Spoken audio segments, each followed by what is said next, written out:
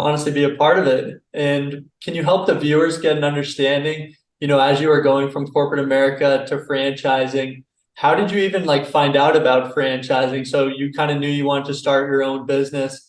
What was kind of the appeal to franchising, and how quickly was it when you started your own business to when you wanted to start franchising the business? Well, it was sort of by providence that it all happened. And I mentioned to you that, one of the things we did in our firm was computer consulting.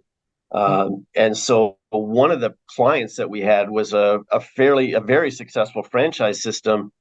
And we converted them from cash registers to computers back in the Oh, around 1989 or 90. That's so through that, I learned a lot about franchising. I yeah. had already learned some contingency consulting through Price Waterhouse because we'd done some, I think, commodity tax consulting that way or something like that. Hmm. And it was really those things that came together by chance when we realized that we were really growing our own telecom expenses, which is the expense category Yeah. we started with. And we thought, well, we better take a look at this. And when we did, we realized, and the reason was because we were growing with all these computer assignments and me traveling all over for the sports business. And so we knew why the phone expense was going up, but we didn't really know why, if you know what I mean. So we had a programmer, one of our programmers, write something pretty rudimentary to tell us, okay, what's going on? So when we looked at it, we realized we were paying 30% more than we should have. And we thought, well, Okay. aren't we stupid? And then we went, wait a minute here.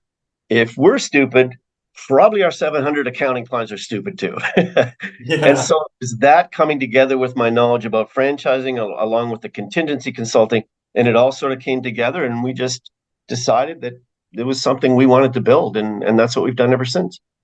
Yeah, it's an interesting model because especially in franchising, people think McDonald's, Subway, usually they think food right away, Yeah. usually the sexy franchises, but people don't necessarily think, consulting, or they wouldn't think a business to business type franchise. So it's just interesting how, there are so many different models of franchising.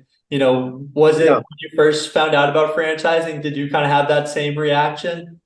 Well, yeah, I mean, we were probably early on. I'm not saying we were the first one in this type of business services franchise, not at all, but not a lot were around then. And franchising Right. itself is a distribution model. I mean, that's what it was. You distribute coffee grounds or hamburger meat or muffler parts and Yeah. and it's really sort of a concentric growth from wherever that head office is and then it goes out from there. That's the normal model.